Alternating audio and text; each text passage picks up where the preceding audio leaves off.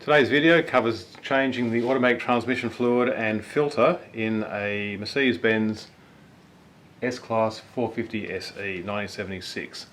So what we need to do today is drain the sump, so where the pipe comes down from the filler tube, take that off, drain that. Then we've got to drain the actual pan itself.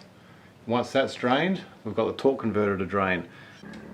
The thing with the torque converter is to get the actual bleeding screw, you need to make sure it's coming down through the bottom, just in here. I'll just put a picture up so you can see.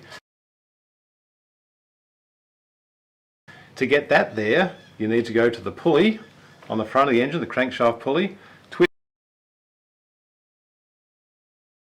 it around with a 27mm spanner so that this is visible through the hole just here.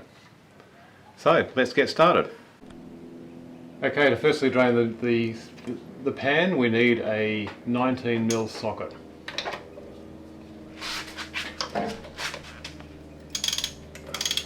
Got to be careful because this is probably going to be very, very warm fluid.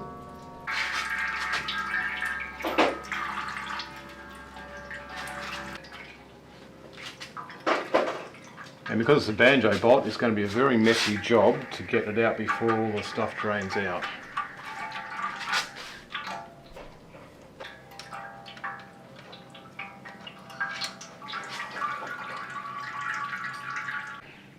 To get to the crankshaft pulley, dust cover's got to come off, and your finger's up in here. It's quite deep, so you need to put a spacer on, and you need a 27mm ratchet, and it's going to look like this.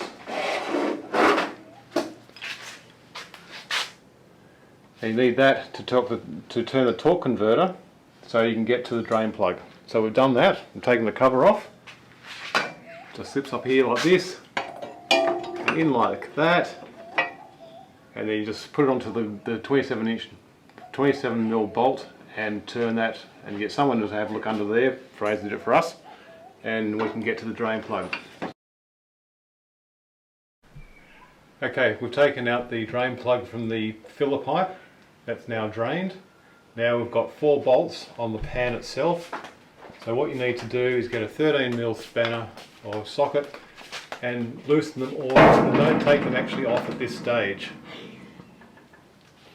You've got to loosen them all off so they're still attached, especially the back ones, because that's what's going to hold the pan up while you drain it a bit further. So you just loosen the back ones, and then you take the front ones off, and we'll tilt the pan forward a bit. Because the pan's got a sealant on it, it doesn't always come away straight away. So we need to make sure that we just gently prise it with a screwdriver. We don't want to scratch the top of the pan or the aluminium frame it sits on. Otherwise it's going to be a problem sealing it again. So just note that when you take these bolts out, they've got a corner washer as well. Just like that. Corner washer that sits in just like that on the bolt. Yeah, it's coming down very gently.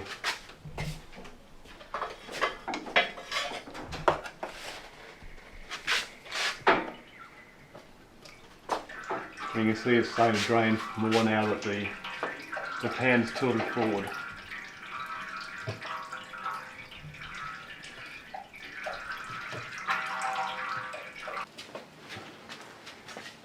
And because we've got a filler pipe here underneath the pan on the front, we've got to drop the pan down from the back and slide it out backwards. Okay, we'll hold the front of the pan and just tip it backwards. And just let it drain.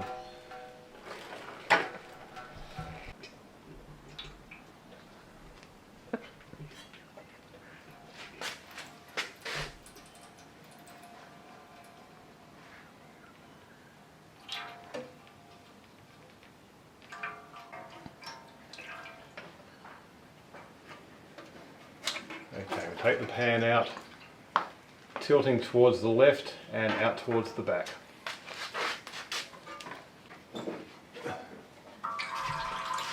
See it draining more. It's just 2 flathead screws. They're only hooked up to about 2 or 3 Newton meters, so they're very easy to get hold of.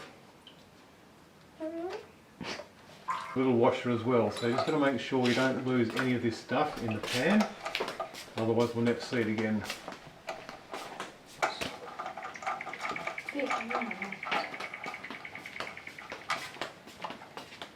Just empty the filter out. The pan bolts have been done up to 7 Newton meters.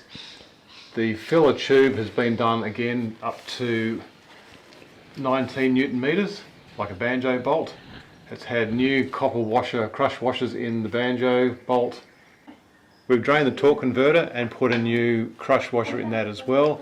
That's been tightened up to 10 Newton meters. So that's all drained, it's all back in place, and now it's time to fill up the gearbox with the new fluid. Now that we've done that, we have to refill the transmission. We refill it through the dipstick hole. Use a funnel, just put it in here, and we're using Dexron ATF fluid, and you can't get 2 anymore, which is recommended, so you use 3, which covers 2 anyway. And this is going to be a very, very slow process because we need to let the air come out of that dipstick hole as we put the fluid in. So we put in 4 litres to start with, then we turn the car on, get this all through the torque converter, and then we put the rest of the 7, or top it up to about 7.5 or 8, we'll have to have a look, 8.25 I think it is. So it goes in very slowly,